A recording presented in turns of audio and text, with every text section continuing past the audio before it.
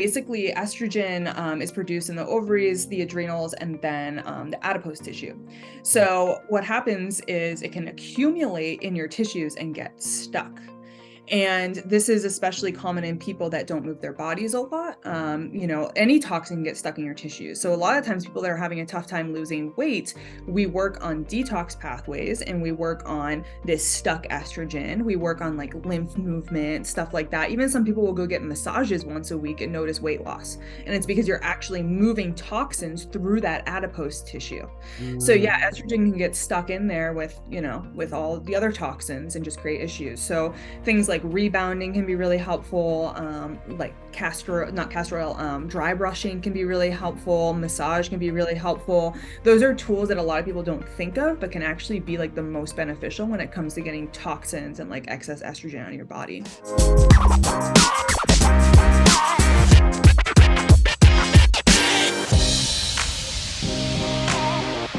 I'm Kitty Bloomfield, co-founder of New Strength and Saturée, creator of pro-metabolic food supplements and seriously saturated skincare. And today I'm joined by the lovely Laura of Wild. I knew I was going to fuck that up. It's like Wild Lyons, Wild Lyons. Yeah, she's on Instagram. I'm going to put all the details below so that you can check her out. She's awesome. You just write such great educational posts. I just love them. And I've been wanting to have you on the podcast for a while. And then I just saw your estrogen dominance post. And I was like, oh, that's a really good topic to talk about. I'll get to talk about that. But anyway, before we dive into it, we've just been chatting for about half an hour actually about how we both don't have kids. So we're actually going to record a podcast on why we decided not to have kids and life without kids and some other really interesting topics, which I'm actually super excited about, more excited than our estrogen dominance podcast, to be honest. Not that I don't think estrogen dominance is exciting. But anyway, it's not raw and real. That's right. Yeah. So this, guys, make sure you subscribe and watch out for that when we record it. But anyway, so Laura, just because you've not been on the podcast before, this is your first time, and I'm sure I'll have you on multiple times after this, but just tell everyone a little bit more about who you are and what you do. Yeah, so I'm Laura of wildlionswellness.com. I said .com. You messed me up. Sorry, I've totally screwed you. Yes. Normally I have people think it's wildly on swellness, and they're like, that goes along with you though. It sort of reads like, because when you're reading it, it's sort of like it trips you up a little bit. Yeah. Every time I've done a podcast, they've always messed it up. Every single person. Yeah. Okay, I feel better now. Wild, my last name, Lyons Wellness. Yeah. And I just type in wild when I search for you. And then so I don't have to type in the rest. Yeah. So I'm Laura. I am the owner of Wild Lyons Wellness, and I'm a women's health nutritionist. I mostly focus on hormones and digestion. I have a course on digestion. I also have a course on more I wouldn't necessarily call it pro-metabolic eating, but women's health nutrition, as well as a community membership that's incredible. I think we have over 350 women in there right now. It's just a monthly membership, but I do love doing that, where I can just answer everybody's health questions. It's so much easier than something like a platform like Instagram. But yeah, I basically became a nutritionist because of my own health issues. I basically dealt with digestive issues, hormonal issues, thyroid issues, all of the things, all of my life until my late 20s, when I decided to just take it into my own hands, started listening to podcasts, and I mean, this was a while ago. When was this? I was 27. So about 10 years ago, I started diving into all of this stuff, and it wasn't like podcasts and online is now. There wasn't as much information. So I really had to learn so much about my body and about food and all of the things on my own. I ended up healing my issues with nutrition, basically, just by changing up my diet. So I decided to become a nutritionist, and now I'm just doing what I'm doing now. So okay, and just creating this great content on Instagram. I just love your posts; they're the best. And the estrogen one was so good, because I feel like so many of the women that we work with, and I used to be like this because I just cycled through all these crazy ass diets. They just end up with estrogen dominance and these estrogen dominance symptoms, and I just don't think I didn't make the connection until now, obviously once I found Emma and Craig, that it was all of this crazy restrictive dieting that I was doing, the binge eating, the excessive drinking. So I just thought, you know, and I feel like women are really confused too about what they should actually do. You know, like, oh, I'll just eat more green cruciferous vegetables and pound the nuts and the seeds and, you know, like cut my carbs. And so, yeah, I just wanted you to talk more about that post. So let's first of all start off with, what does the term estrogen dominance actually mean? Yeah, so estrogen dominance means, well, I guess there's a few different like aspects to it. So just means that your body is overloaded in estrogen, and that can happen in 4 different ways. So that can happen relative estrogen dominance. So actually estrogen is just higher than progesterone. You're just not producing enough progesterone, which is making estrogen higher and creating estrogen dominant symptoms. Or it can be true estrogen dominance. So actually your progesterone's in range, but your estrogen is through the roof. It can be exogenously. It just means that you're getting a ton of an overburden of toxins that's creating this excess estrogen. Or it can even be estrogen that's like stuck in your tissue. So a lot of the times estrogen and toxins live in your adipose tissue.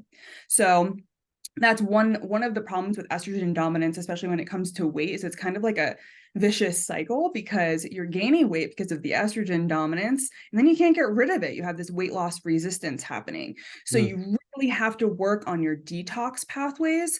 You know, even like working on lymph and movement and things like that's going to help to move estrogen along, but really focusing on all of your detox pathways is going to be the best when it comes to weight loss, so to speak, when it comes to estrogen dominance. Okay, cool. So what are some symptoms of estrogen dominance? Yeah, so basically estrogen is a hormone of growth. Like estrogen in its is actually a great hormone if it's not in excess. It's actually super beneficial. We need it to survive. We need it to ovulate. We need it to, hold a pregnancy, for fertility, all of the things. But yeah, some of the symptoms when it is in excess would be any type of growth. So cysts, fibroids, things like that. Endometriosis is usually related to estrogen dominance. PCOS, I tend to see estrogen high, not always though. But that would be another one. Painful periods, if you get like the really, really painful breast before your period, clotting, stuff like that would be the most. And then also like cycle wise, you can experience, migraines maybe during ovulation or during or right before your period, headaches, even like mood stuff can be related to estrogen dominance, because basically estrogen dominance is going to give you symptoms of a progesterone deficiency. So when you're looking at it, you're kind of having to see like, it's not just estrogen dominance symptoms, it's also a progesterone deficiency, symptoms that you're going to experience as well. So, and that was going to be my next question, because some people will be new here and they won't understand like the menstrual cycle and progesterone's role and how progesterone and estrogen sort of play together. So can you talk about progesterone, how it's produced, its relationship with estrogen and why it's important?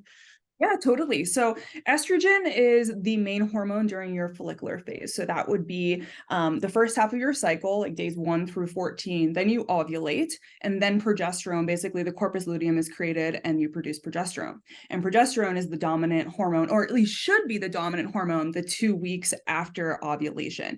This is when women, if they have estrogen dominance, are going to feel their worst. Another time that you can feel your worst is right after your period. That's another sign that estrogen's off, or right at ovulation when estrogen peaks. So, yeah, progesterone is, I actually just did a whole post on this. I just thought of that yesterday. I just did.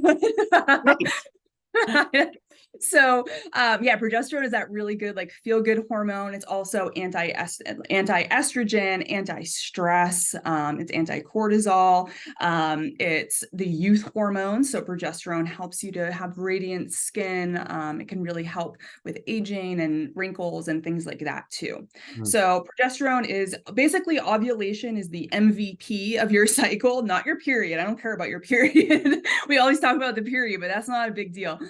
So ovulation is the MVP because it creates, if you have a good solid ovulation, that creates progesterone during your second half. And that is going to be the hormone of like that anti-aging, amazing feel-good hormone that you're going to experience. And you should not be experiencing, if you're producing enough of that, You should not be experiencing estrogen dominant symptoms unless you have true estrogen dominance, where you're getting hitters from a lot of the toxins in your environment or having issues detoxing. So you can just, and as you speak, I'm just thinking about little questions. So can you talk a little bit about like what, before we go back to the estrogen, but about like what can affect, because I know myself just from the years of tracking my cycle that if I'm stressed, if I'm undereat, if I don't eat enough, if I don't get enough sleep, then I have a shorter luteal phase. I have a lighter period. So I'm not producing as much progesterone.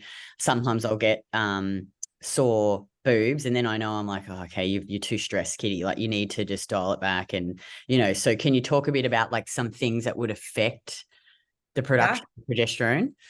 Totally. So basically anything that's going to affect ovulation, so anything that's going to affect you from creating a healthy corpus luteum is what's going to affect your progesterone production. So basically any stressors, any toxins, but yeah, you're right. I mean, that can also too. So this is kind of off topic, but sometimes you'll notice, and this is what I notice in people that have a history of having estrogen dominance, like myself, because I was on birth control for 12 years. So I have a history of being very estrogen dominant. I'll notice every like 3 to 6 months, I'll almost have like an estrogen dump. So it wasn't necessarily stress that caused it. It was almost like my body just needed an extra detox that month. So that's when you might have just one cycle where you have the painful breast, or you have just like one really wonky cycle. And that can sometimes be actually just an excess like estrogen dump type of situation. Just that your body just needs an extra detox basically. But yeah, so stressors are huge. So if you notice, you're having a month where you're just, super stressed out, you're under eating, maybe over exercising, just not paying attention to blood sugar. So blood sugar is huge. If you're kind of eating all over the place rather than eating, how we typically recommend every like 3 to 4 hours, like if you're not sticking with that, you might notice that your cycle's out of whack, especially if you're prone to it. So some women are just gifted and they're just always going to ovulate great. They're always going to have a good period. Like, that's just, some people are like that and they're not affected by much. But again, it's I think maybe they're more resilient. Like, and I also find, too, like, because I did a lot of bad shit to myself, like for 17 years of my life. So now it's like, and Kate and I have talked about this too, because she was the same. It's sort of like, even though I've done the work and, eat so much bloody food, but our life is like, our businesses are pretty busy, but I have to be so diligent with the food. And, sometimes I overstimulate myself and with work and social media and stuff. And I have to be like, oh, okay, like like it's just, you're right. It's like your body's resilient, but because you've done a lot of dumb shit to yourself for years, it's just, you have to be so diligent with all of the things. Because if you stop on a few, then your body's just like, nah. Like totally. Yeah, no, I agree. I mean, I feel like everybody has their own like resiliency where like somebody like me, I would consider myself very resilient, but it's taken a long time to get here. So like I can handle stress a lot better than most, where some people, just one thing could like throw off their cycle, right? Like their body is not resilient to stress at all. Whereas me, it might take, like a year before before it hits the fan. And then I'm like, well, shit, I fucked up, I'm dying, after a year of my resiliency, So I feel like everyone's just so different when it comes to how they handle the stressors. But yeah, one of the biggest is definitely toxins from our environment. So paying attention. I was going to say that, like, you've talked about this a lot, and this is one of the questions I was going to ask you is about, and this is one of the reasons why we created our Saturée skincare, because like I remember when I first met Emma and she started to make me more aware of what I was putting on my skin. I was like, fuck, look at this fake tan, look at these creams, look at the makeup. I was like, oh my God, like, and I'm lathering this shit all over my body every single day. So yeah, talk about that. Yeah, so I definitely know what you mean. I was on birth control for 12 years. I was a tanning fiend. Like, so I would go in tanning beds. I would use the tanning lotions. Yeah. I was obsessed with like MAC makeup, anything that like all the perfumes. I mean, all of this perfume. Yes. Yeah. So basically they're endocrine disruptors. So they're going to, and there's so much information about this now online, which is incredible. Basically the United States doesn't, compared to other countries. So your country, I don't know if yours is as bad as here, but they don't regulate anything out here. Well, I mean, like I look at the ingredients list on shit, like it is ridiculous. Yeah. Pretty bad. Yeah. So just imagine what it is here. It's And even because worse. the US is like Australia times 100, you know, Oh like yeah. I feel like it's like, yeah, It's yeah. insane. So, I mean, literally you could like, they would like allow you to like swallow bug spray out here. Like they wouldn't care. Like, you know what I mean? There's no, like, there's no regulations. They'd be like, oh yeah, it's totally fine. You know, FDA approved. So, so yeah, but they're endocrine disruptors, but they're also affecting your thyroid too. So, I don't think people understand, you know, we talk a lot about hormones, which I guess thyroid is a hormone. There's all different hormones, not just sex hormones. But it is impacting your thyroid, and that's going to impact how well you detox, you know, how well your metabolism is functioning to be able to detox estrogen.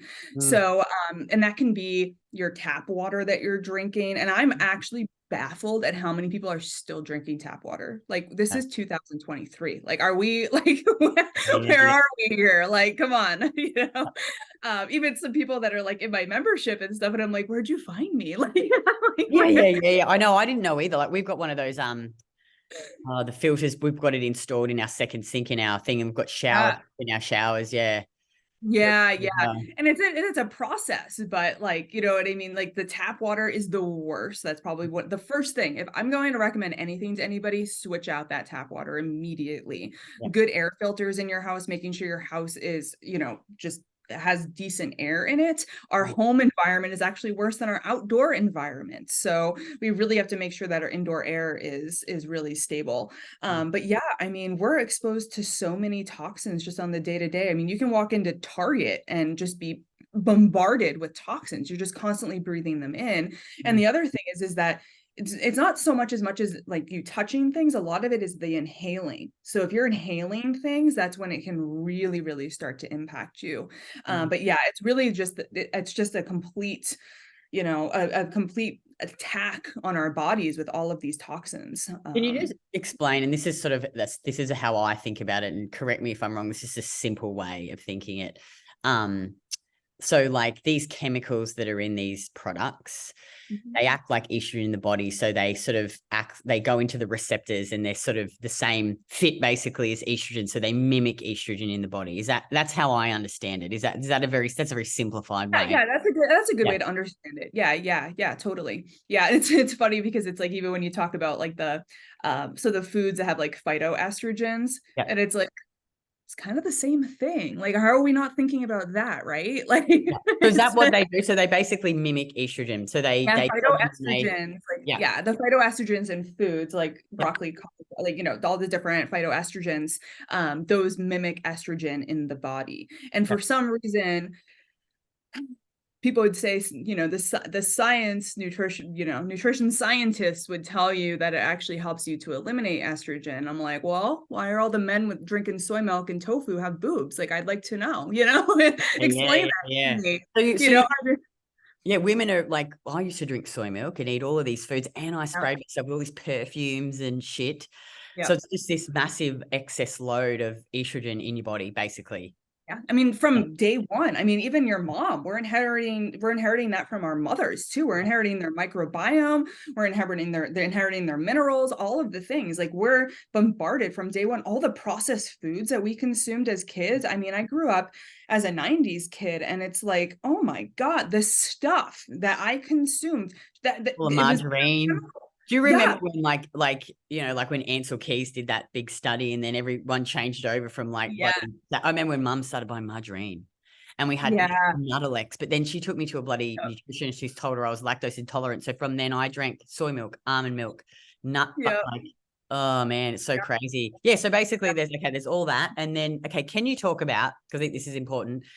So how does your body detoxify estrogen? How can you talk about that process, how it happens in the body? Yeah, so I've run tons of testing. So it's really funny. So this is one thing that bothers me, is you have like these nutrition scientists that want to say one thing, and then you have somebody like me saying another thing, right? And they're not taking clients. They haven't taken thousands of clients and seen labs like I have to see the detrimental effects of certain things like fasting, like what, you know, seed cycling is doing to women. Like, they're not seeing those. Like, I literally have case studies upon case studies of what these things are doing to women. And they're not seeing that. They're just going to some, science in a laboratory, but it's like your client case studies are going to be the most proof of what's going on, So yeah, I do a lot of testing, and I would say about 90% of people have high estrogen. So and the funny thing is I've done testing on about 50 men, I would say, over the years. They're all estrogen dominant. I don't think I've ever worked with a man that doesn't have high estrogen. I'm like, Wow. wow, like crazy. But yeah, so basically, you detox. I'll talk about like 3 phases. So phase 1 in the liver, phase 2 methylation, and then phase 3 through like your kidneys, bile, intestines, and your poop. So phase 1 through the liver would need to be supported, which is a lot of this stuff we don't even realize that we need to be supporting these pathways, and they can get clogged. So like if phase 1, is clogged, then you're not going to be able to go down phase 2 or phase 3. So, or phase 3, if you're not pooping, guess what? All of that estrogen is just getting recirculated right back into your system. That's Like another one, Laura. So many women come to be constipated. Yes. Yeah. Yes. Every single woman is constipated. It's insane. But yeah, it will just recirculate, and then so like your phase 1 and phase 2, like it's saying, oh, your liver's doing pretty good, or your methylation's pretty good, but your phase 3 is so fucked that you're just recirculating this estrogen in your gut, or even like your gallbladder, women are having their gallbladder removed. You're no longer producing bile. Bile escorts estrogen out of the body. So hello, you get that gallbladder removed, like estrogen for life, look out, like breast cancer probably later on, like then people don't understand the detrimental effects of this stuff. But yeah, so like phase 1, you're going to want to support the liver. So beef liver can be great for that.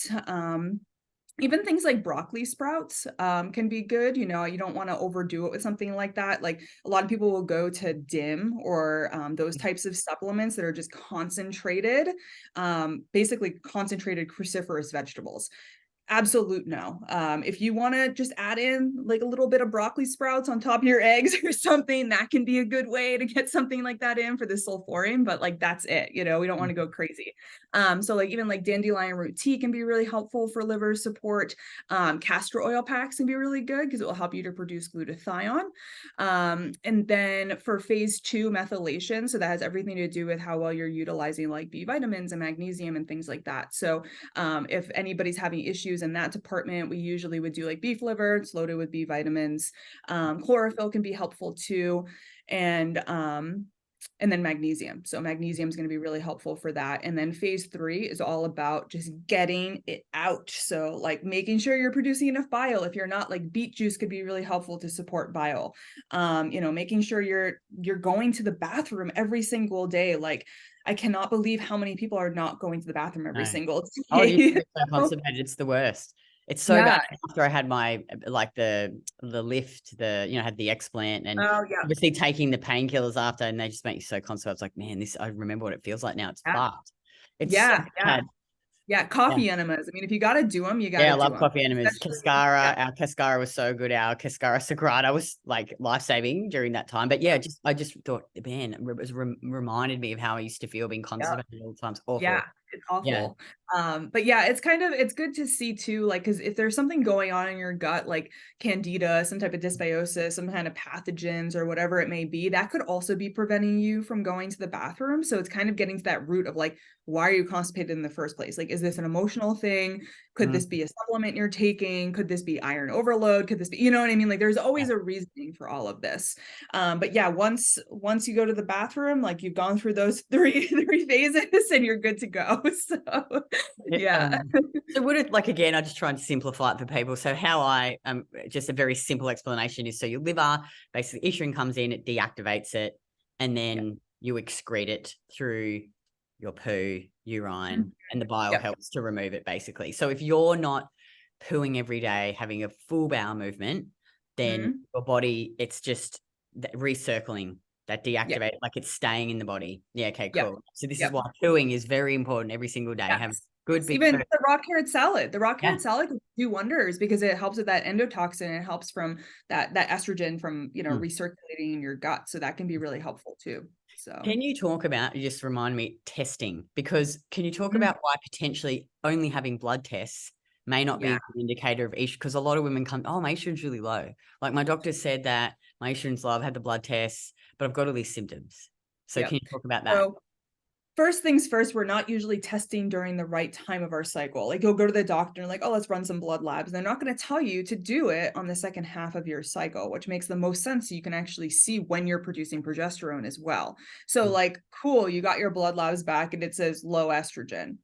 Okay, but why, what's going on with the Dutch test is what shows like the estrogen detox pathways. It shows what's actually going on here, whereas, and same thing with like a GI map, so then you can actually see like what's going on in your system, and why are you having issues with estrogen in the first place. Just getting a snapshot in time of like your estrogen levels doesn't help anyone. That's not going to tell you a thing, nothing. Typically, if people are really struggling, I say, running all tests, running a Dutch hormone test, run a GI map test, run a hair tissue mineral analysis test, get blood labs run, but not your sex hormones. Get a full comprehensive panel of like, the full thyroid panel, your cardiovascular numbers, what's going on with your immune system, all of those markers, your lipids, all that stuff. So we can actually see what's going on. Just getting a snapshot and then having you sitting there thinking you have like low estrogen or high estrogen is not going to tell you a thing. You're going to have no idea what's going on and just be confused. So Yeah, it's and just not. which they are. And then can you just talk a Yeah. bit about like estrogen accumulating the tissues and the fat, like about that? So Yeah. it's not only in the blood. Yeah. So the hardest part is that there's no testing for that. Like we can't test somebody's fat to find out how much estrogen is in there. Sometimes you can tell just by the amount of fat, like adipose tissue on somebody's body, like, oh, okay, like that's a potential, right? But yeah, basically estrogen is produced in the ovaries, the adrenals, and then the adipose tissue. So what happens is it can accumulate in your tissues and get stuck. And this is especially common in people that don't move their bodies a lot. Any toxin can get stuck in your tissues. So a lot of times people that are having a tough time losing weight, we work on detox pathways and we work on this stuck estrogen. We work on like lymph movement, stuff like that. Even some people will go get massages once a week and notice weight loss. And it's because you're actually moving toxins through that adipose tissue. So yeah, estrogen can get stuck in there with all the other toxins and just create issues. So things like rebounding can be really helpful. Like dry brushing can be really helpful. Massage can be really helpful. Those are tools that a lot of people don't think of, but can actually be like the most beneficial when it comes to getting toxins and like excess estrogen out of your body. So. Okay, cool. Okay, I think we've covered everything that I wanted to about that. So let's talk about some like simple things that, because I feel like and I'm sure that because a lot of things that we talk about, even though we work with different types of clients, these foundational things that are just actually so simple that women, because I think women think, oh, I've got to take 1 million supplements and do all these things, and then they're not even eating breakfast, or they're not balancing their blood sugar, or they're not eating the carrot salad, they're not focusing on getting sleep. Can you talk about some of the basic things that women can do to support their body? Totally. This is a big one for me. And I won't even work with people or run labs until they have foundational steps done, because I'm like, this is going to be a waste of money. You're not ready for this. Like if you can't nail down just eating every 3 to 4 hours, like you're not ready to run labs and be put on a protocol. Like you're not, if you can't sleep decent at night, like if you're, if you cannot get your shit together. Because I think women don't realize it's like, and I've seen, like, because we obviously work with women to improve their body composition, but a lot of them come in with fucked cycles, perimenopausal issues, like all these, and they, just by doing all the basic fundamental things, I'm not saying that you don't need to do other things on top of this, but I've seen incredible, drastic, life-changing stuff, reducing stress, balancing their blood sugar, getting enough sleep, getting sunlight, enough salt, just all these. So talk about some of these foundational things. Everything you just said. Like I always say to people, your lifestyle has the biggest factor on your health over anything else. I don't care if you're eating McDonald's every day. That's kind of drastic, but like, I don't care. I don't care what you're eating, your lifestyle, if your lifestyle is great, if you do have really good habits down, like you mentioned, are you getting, salt in your... Let me start with the start. Like, why eat a well-balanced breakfast? Talk about that first. Start with Yeah. breakfast, your day with Yes. breakfast. Yeah. So that's number one. And if somebody's not doing that, we're done. If you come to me and you're fasting, like we're just not doing this. Like we're not even running labs. Like there's your answer right there, you know. It's just crazy. But yeah, so breakfast, number one, absolutely mandatory. If you want to get your hormones in check, if you're struggling hormonally, you need to stop fasting. You need to eat breakfast right when you wake up. This will keep your stress hormones down, and this will help you to ovulate, produce progesterone, all of the things that we talked about. So that's number one. Always eat breakfast within like 30 minutes of waking up. That's the biggest one. Just in case people don't know, so protein, carbs, and fat, everyone. So always. Yeah. Yeah. So, okay. Breakfast. And then would you say eat I say to women 3 to 5, because some women, I think it just depends on, hey, like your current state of health. Like if you have got blood sugar issues, and probably better to eat more frequent meals. So let's say 3 to 5 hours, eat a well-balanced meal every 3 to 5 hours. And why do they do that? Why? So I usually say about 3 to 4 hours. Some people can go longer. It really depends on the state of your liver. So a lot of us are, pretty stressed out, and especially women, we have a harder time holding like glucose in our liver. So our bodies will kind of start like eating itself if your liver gets stressed out. So basically eating every 3 to 5 hours prevents this stress response from happening. 3 to 5 is actually pretty accurate for most people. But the thing is when I say that, I have to kind of say that with a grain of salt, because you might notice some days you're kind of stressed out. You might need to eat more, So we really have to listen to our bodies for that. But yeah, eating every like 3 to 5 hours, absolutely. Adding salt to your water, that's a big one. Do not drink plain water. And gallons of water. People, I used to drink 3 liters of water a day, and just plain, and even if I was not thirsty. Yep. I used to do that. That's like a bodybuilding thing though. I mean, I was really into that for a long time. And like, I'm like, after I learned about all of this, it's like, wow, that was really, really dumb on my part. Like I basically just pissed out all my minerals all day long because I was just drinking plain water. So that's absolutely mandatory. Clean water, not tap water. That's the biggest one. But yeah, adding salt to your waters, that's a big one. I always say the eating every 3 to 4 hours, eating within 30 minutes of waking up, never coffee on an empty stomach. Again, stress response. We don't need that. I would say those are the main foundations. Sleep and sunlight are also the other two. Those tend to be the absolute hardest for people, though. Those tend to be really, really hard for people to get to sleep before 10 p.m. Maybe get off social media, close the TV. Yeah, you can do it, I reckon. Like, because there was times when we went a bit shit and we got into bad habits, but then we're like, all right, come on, let's get our shit together, get ready for meditate, turn off everything, read my book. And once I think you prioritize it, and I know some women listen and go, I've got kids, kitty, it's not going to happen like that all the time. But, how many, like, be honest with yourself, how many fucking times do you sit there scrolling through bloody social media at night, or watching you're like, fuck, it's 11 o'clock and I'm watching Suits or Billions, or something, Yeah. And I think that's one of the biggest things to help too, is you said it, be honest with yourself. Yeah. Like, don't, if you're fucking around, be honest with yourself. Like, are you actually putting in the effort? Or you just hope that your health's going to get better on its own, like, I think that's the biggest thing. But yeah, a lot of people will sit and like scroll on their phone all night long, and then they wonder why they're exhausted the next day. People will come to me and they're like, oh, I'm pretty sure I have a thyroid issue, this, that, like, I'm just so fatigued. And then I look at their, their intake form, and I'm like, no, you're going to bed at midnight. Like, you just got asshole lifestyle habits and behaviors, like you're just eating shit and doing all. I know, I agree. Yeah, like you're not eating all day long until dinner, and like you're on shit all day, but you're like, what is it? It's got to be my thyroid. I know. Yourself. I know.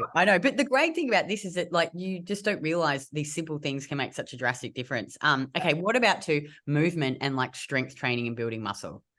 Yeah. So that's another one that I've noticed. Some people, everybody has like their own opinions on this, but just from working with women, what I've seen. So when I first started working with women, I actually solely helped women that had HA, so hypothalamic amenorrhea, where they don't get their period and they're not ovulating. And that was just because of my history of dieting. I had lost my period. I mean, at one point, oh my God, the weight that I got down to was like so not. I was the same, 54 kilos, and I'm like 5'8". Tiny. Yeah, I'm 5'9". I don't know what kilos is, what that would be, but let me work it out. I have to do it all the time. This is American. I got down to 130 pounds at 5'9". And it was not okay. Yeah, that's crazy. If you, that's like times 2.2. Yeah, mine, 119 pounds. Whoa, you got even smaller. Wow. Yeah. I mean, I was I was, disciplined. Yeah. At yeah, starving yeah, myself. yeah, It makes me feel like I think about that now and I'm like, fuck, like I'm what's that? Okay, 69 times 2.2. Now I'm 152 pounds.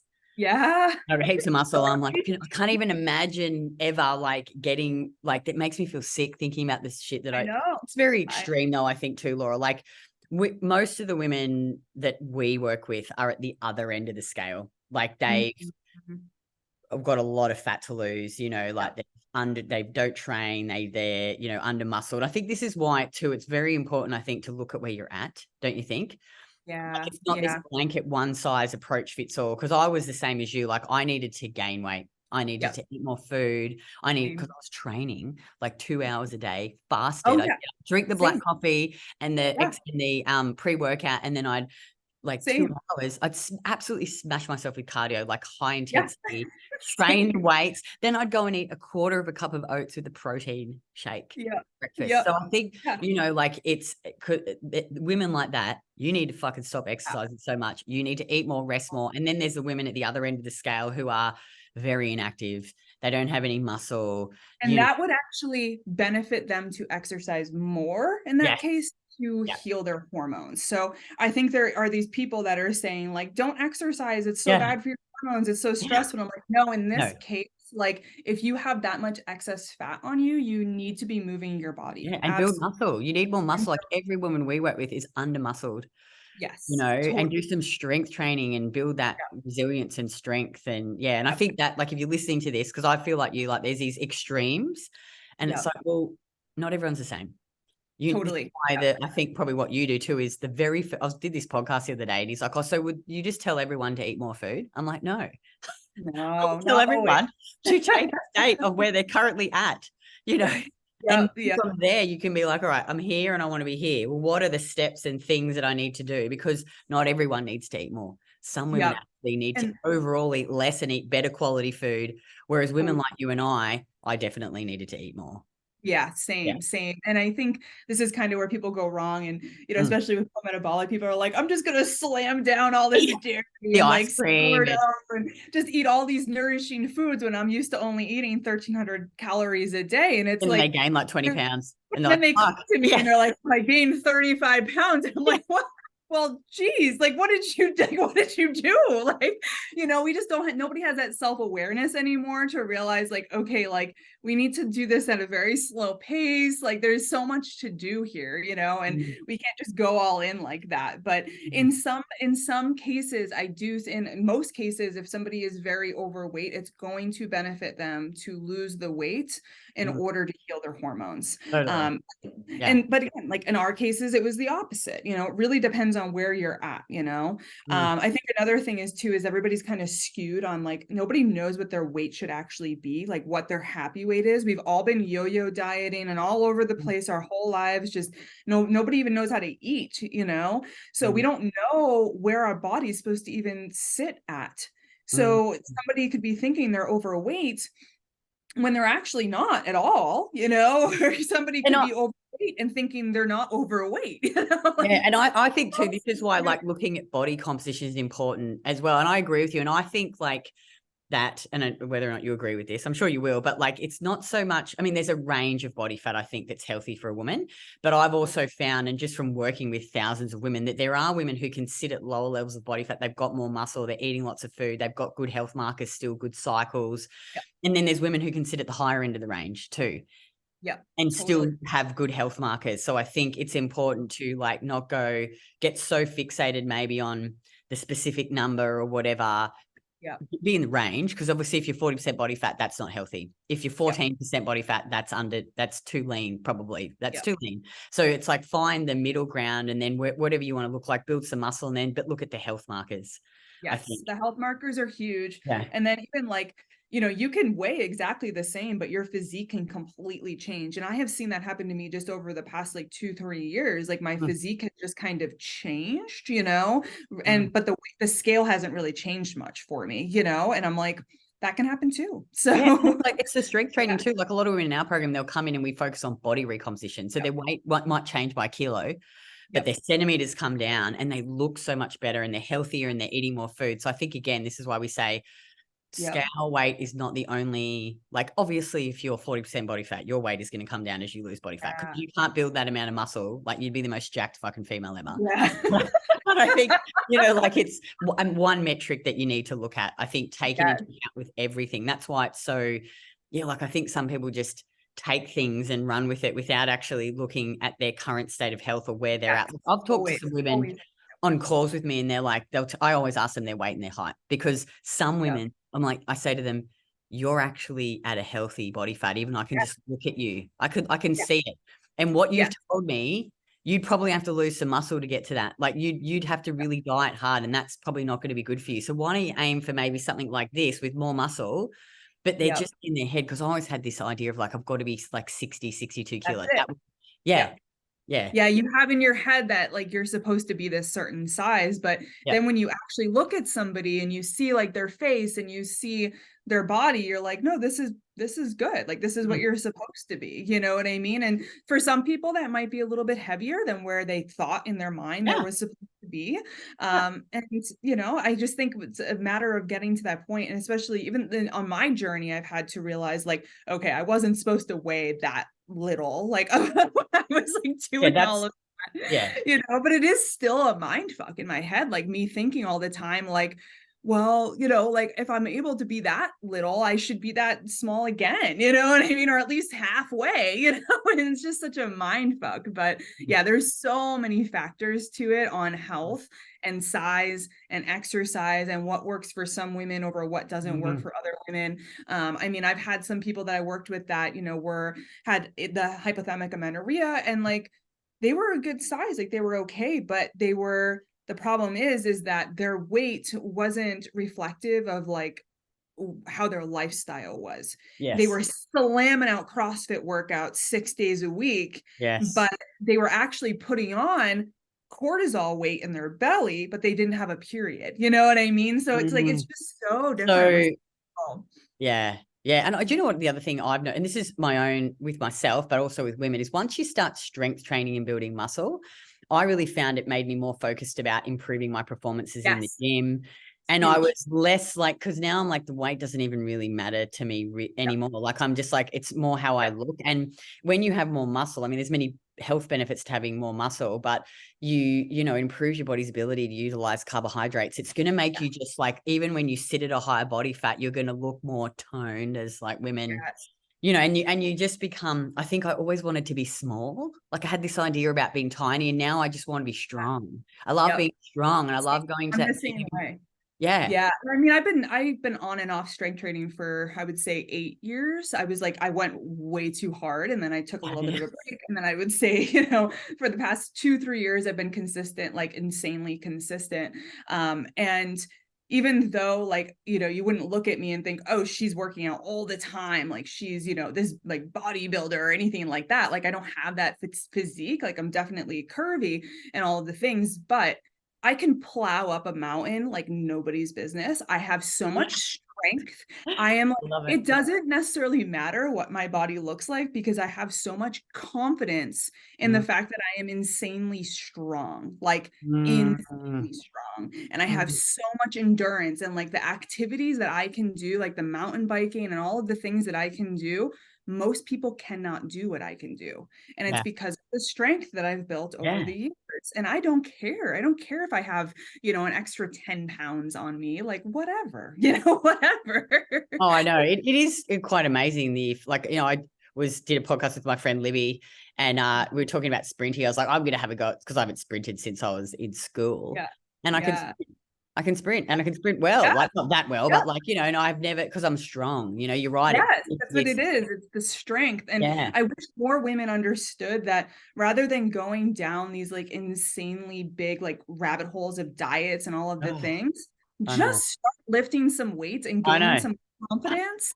find Eat an fucking food. Yeah. yes, like find an activity that you really love and Yeah. enjoy. Like I love mountain biking.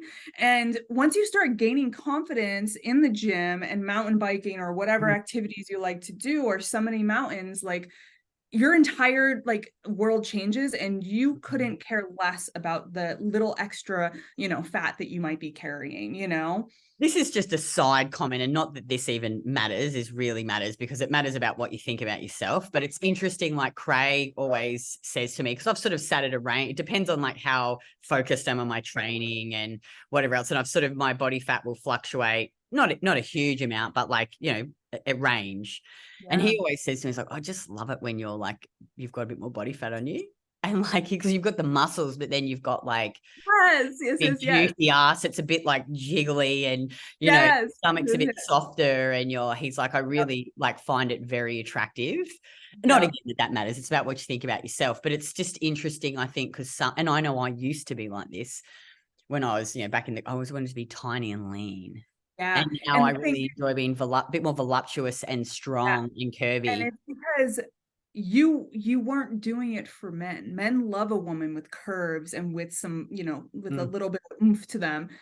We're doing it for other women. We're comparing ourselves to other women. That's what it is.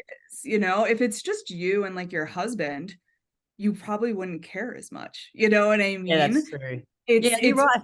Other women. Yeah, I think you've got to, and two, like another thing is that, and Libby and I were having a discussion around this, is I think there are a lot of fucking shit influencers out there who are fucked, like they've got low levels of body fat or lower, but you can be healthy and have like, like be strong and muscular. Oh yeah. It's like, I think again, like we talked about, you can't base it just off someone's body fat levels. Like, because like you said, there's women who hold higher body fat and they've got no bloody period. Yeah, no, totally. Yeah. You cannot. And I think I did a post and like, it was kind of controversial. I said, contrary to like popular belief, this body is not healthier than this body. And it was a girl with some curves and it was a girl that was like super lean, meaning like they both can be healthy, or like vice versa. You can have, or vice versa. One could be really unhealthy and the other one not. And I think we just have this like thing in our head where we automatically assume, well, now it's kind of changed, like with this like whole body positivity movement where it's like, if the bigger, the healthier. Which I also think's a bit not that great either. Cause I'm like, I feel like it's like, well, there's a range of body fat. Like if you're at 40% body fat, that's actually not healthy for you. Exactly. So if it's health at all sizes, that's not true. And again, it goes back to look at the health markers.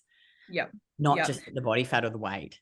Yeah. And a lot of it's genetic too. I mean, depending on like, I have my mom's body, like people have their body, like, the same body as their family, and it's just, I have a very particular shape, very. And you hold fat more. Like I've got friends who've got very lean stomachs, but then they've got more fat on their ass and their legs. Yes. And see, so a lot of people will be like, oh, that's estrogen, right? And it's like, no, it's probably genetics. Like her mom has this thing, It's just, it's like, there's so many different layers to everything and everybody's just playing into this idea that there's something wrong with you when there's probably nothing wrong with you, Oh, I know. But I think we can all agree that being severely overweight or being severely underweight is unhealthy. And I think we can 100% agree with that. I am not here for this body positivity movement where we are telling, obese women that that's healthy. That's not healthy. There is a range, and that's going to be when you have your best, hormone production. And it will look different for everyone. Everybody. Yeah. Like I feel like too, like I just know myself, if I'm very lean, I just can't sustain it because our life is very like I've got a high workload. I just need to eat a certain amount of food. And I'm sort of quite a bit of a highly strung person. I'm quite like energetic. And so for me, Craig's like, I reckon your brain just uses half your fucking food because you're just so like, but that's just what I'm like, So if I like, I can get lean, but not pass beyond a certain point because it's too, like if I was lying on the beach in Bali, having a holiday, like just, then I think you could probably, I think stress too. And I see it with women as well, like the women that have the more simple lives, their kids are grown up, maybe, they're just happy and they're low stress. They can be more focused and they can probably sit at a lower body fat percentage and yeah. Totally. Yeah. Totally. Yeah, no, stress plays a massive role. And you can usually tell by somebody's body composition if it's stress related because they have that cortisol belly. So like they Mm-hmm. might have like thinner arms, thinner legs, and then just like a belly, that's usually cortisol belly. So you can tell if somebody is actually, if this is a stress related issue or if it's actually diet related. Because some people could be doing all of the things, but be so stressed out that they're just holding on to this little belly, patch. So. And we talked about this, like people who follow me for a while will know about the TTC journey. I shared very openly about that. And I was telling Laura how at one point, like I was eating like 2,800 calories a day. I pulled my training back. I was walking, doing all the fucking things, but I was so much anxiety because I was like, oh my God, I can't deal with this. Like trying so hard. And it was whatever. Yeah. And I was waking up 6 times a night, peeing constantly. So I was doing all of the things on paper, but my stress levels, like just couldn't stop stressing about it. So I was constantly, the hormones are elevated, cortisol, adrenaline, like it just, I think it all matters, Totally. Yeah.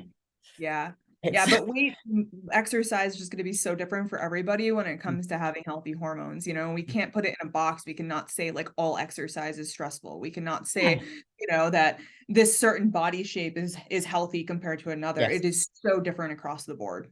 Yeah. So guys, first thing you do is take state of your current health and current composition, whatever it is and then you can be like, all right, now this is the things that I need to do. Okay. So carrot salad, did you talk about that? So the carrot salad is another good one that we talk about, cooked mushrooms that you can eat, bamboo shoots. Okay, what about booze? I do love a good cocktail. I'm not going to lie. I drink. I definitely do drink.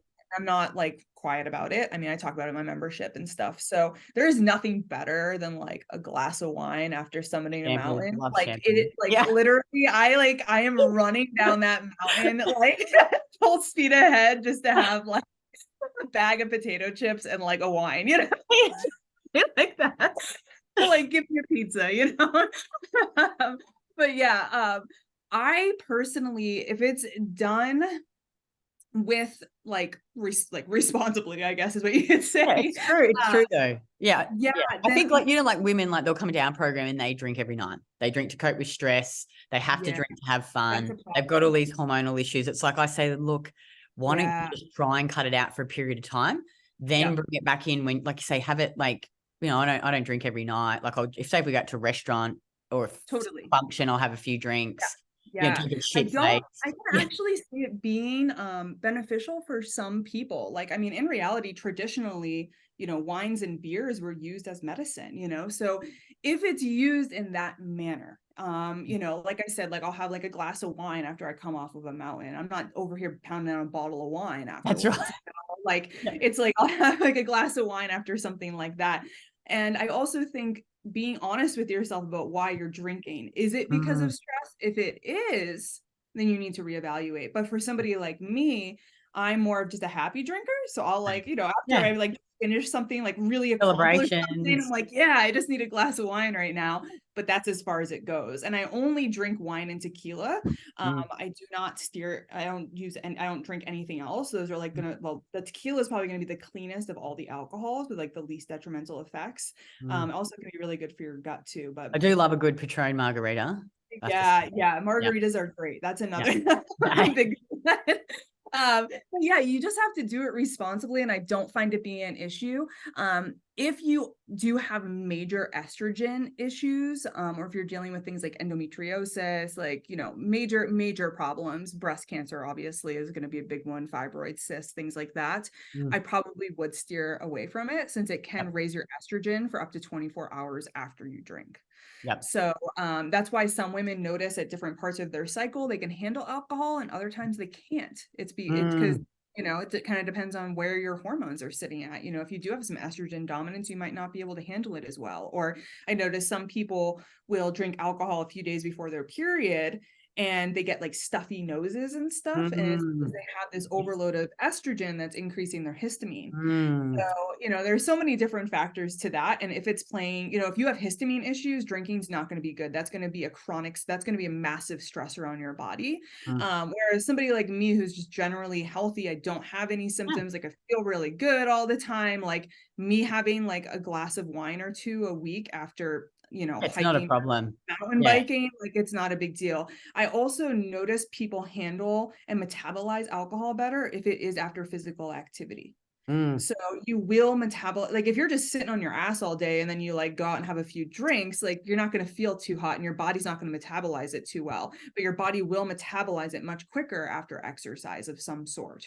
So that's something to keep in mind too. But yeah, I'm not anti-drinking. Like I know a lot of people are. I think you can do it responsibly. And I agree. I think again, it's coming back to being honest with yourself. Like women in our program, if they want to lose weight and improve their hormonal imbalances and they're smashing the wine every week and they're like, Kitty, I'm not getting the result. I'm like, well, especially when it comes to weight loss. If you are drinking every single night, you will not lose weight. You know, we want to talk about how it's all calories in, calories out. No, alcohol is not going to that's a completely different ball game. That's a whole different type of better results. And I've seen it, like a client recently, she sort of started, a lot of clients do that. They make some changes and then they think that it's enough, but they're still drinking, not tracking properly. And then they just, you know, their coach gives them a bit of a kick up the ass, and then all of a sudden they're like, fuck, you're right, I need to fucking stop drinking. They cut the booze out. Acceleration of results. Like weight's dropping off them. They're fucking sleeping better. Like, and you sleep like shit when you drink. Anyway, one more question, because I've got another podcast at 9. Can you quickly touch on birth control and HRT? Yeah. So I'm not a huge, well, number one, I'm not a huge fan of birth control. I think everybody knows that. And who's a fan of birth control? I was on it for 12 years. So, birth control is actually, if you look it up right now, it is actually known as a carcinogen. And the fact that doctors just hand it out like candy these days is so wrong. And it is completely, think about it. You're basically halting that process that we talked about earlier, the ovulation, producing progesterone, none of that. You're not doing any of that on your own. You're completely stopping that process. Like you might get a fake bleed when you have the hormone withdrawal in that last week, but you're not actually going through this process that's so imperative to women's health.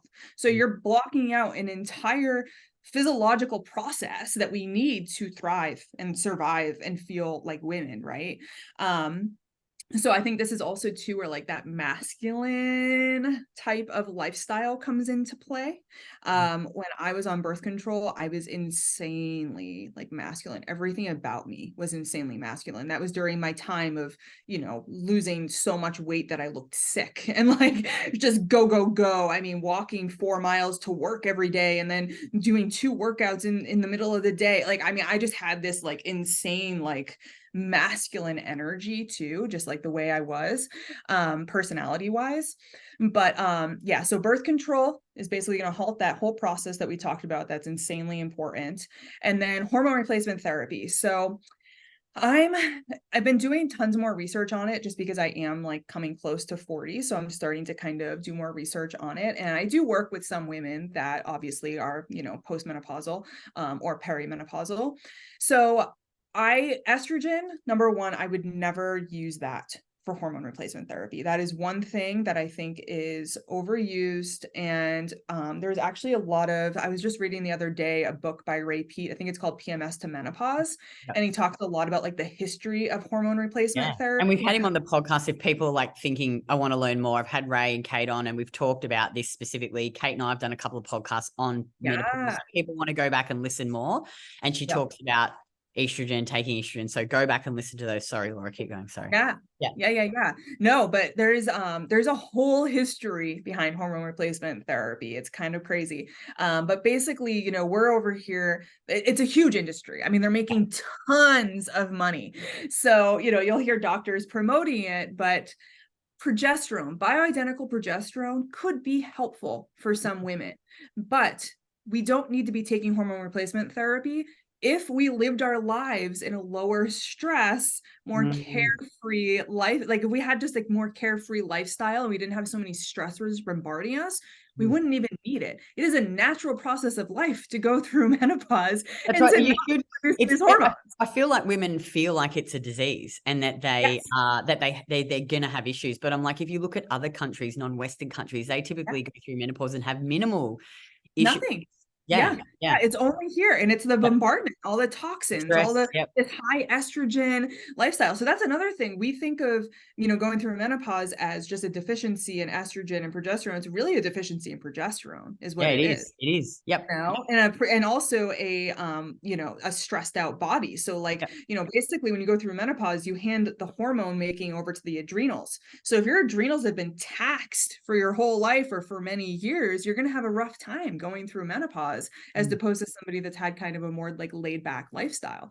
So we're basically taking this hormone replacement therapy to like to fix a situation that we shouldn't need to fix, menopause is not a disease. This is something that is natural. Like we naturally don't make these hormones like as much as we did. And I think like you talked about, women are so bombarded with estrogen, they stop making progesterone. They're so estrogen dominant, and they've got thyroid issues, and and then they take estrogen. So then they're taking take more estrogen.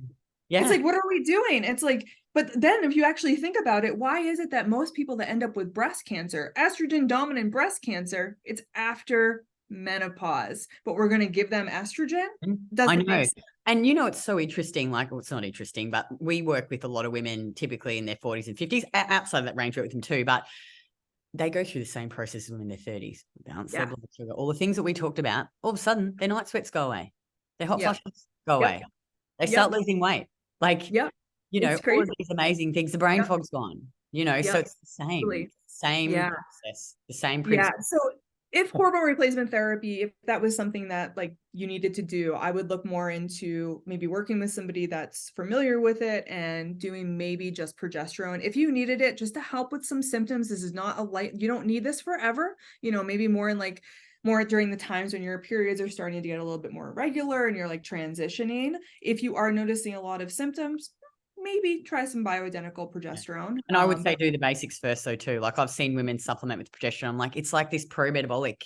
Yeah. Like it's like putting the gas pedal down. Like if you're not balancing your blood sugar, eating enough, or doing the right things, you will feel terrible. If you take progesterone and you don't have these foundations down, you are going to feel like garbage because it does. It's very pro-metabolic. So it's going to speed up your metabolism. If you're not ready for that, be prepared to feel like shit on it. Totally. And I've seen it too. And we're the same in our program. We'd only recommend it to women do the foundational work first. Then I've seen women get excellent results adding it in too. But you're like, you just can't get away. Like there's no magic pill. There's no magic supplement that's going to fix you. Like you've just got to do the basics and change your lifestyle. And that's hard. And I mean, I know it sounds nice. Like, I mean, I did that whole post on progesterone and how many people were like, so what progesterone do you recommend? Like, do you recommend I know. this? It's like, no, I don't recommend any. Like, start with the basics first. Like producing it on your own, and you need to like get all the foundations down. Like literally spend 5 hours on my Instagram page and go through all of my content, implement it all, and then come talk to me. Totally. But it's understand because we want things quicker. Yes. To not have to really sit there and make these changes to our lifestyle and our eating patterns. And I mean, a lot of people are sick. Like a lot of people just really don't feel good. And I've been there, I would have like thrown money at somebody if they could have fixed my migraines back in the day. I didn't care, if it starts impeding in your life and you just really don't feel good, like you will try anything. You will just literally try any supplement. But the thing is that, you're just not being honest with yourself. And there's so many other changes that need to be taking place before you start, experimenting with supplementation and stuff. But people just want quicker fixes because most of us just feel like trash nowadays, really just sick. So, but you would be amazed. Like even I see women like once they start eating regularly, like doing all the things we talk about, like they will start to feel better. Yes. Like you will feel better. Like it's amazing. And even now, like sometimes a lot of times where I over socialize and, start having a bit too much to drink. And then I'm like, oh, fuck Kitty. Like you push it too far. And then I just go back to the basics. Yep. Track all my food, make sure I'm eating plenty of food. I go to bed on time. I, turn the social media off, have a bit of and then I'm like, fuck, I feel so much better. Like yes, always. And I mean, I even have women that join our membership, our $20 membership, and they'll take my course that's in there and they'll just implement the foundations, and they join the membership because they wanted to order labs, but within 3 months they feel so much better implementing. They don't need to do it. Yeah. It's crazy. Yeah, I So the love it. foundations are so powerful. And I know we want like a plan and we want to just run labs right away and understand what's wrong with us. But like implementing those foundations are so powerful, so powerful. Totally. So This was such a great podcast. I enjoyed it so much. Thank yeah, you no, it so much was good. for coming on, Laura. And I'm excited, guys, to look out for our podcast about the decision not to have kids. And we're really going to dive into some gritty topics on that one. And so, as always, guys, take a screenshot and share your biggest takeaways on Instagram stories and tag me at Kitty Blomfield, KITTYBLOMFIELD. You can tag Laura too. And then each month I pick a winner and they get a tub of Saturée Premium Collagen valued at $79.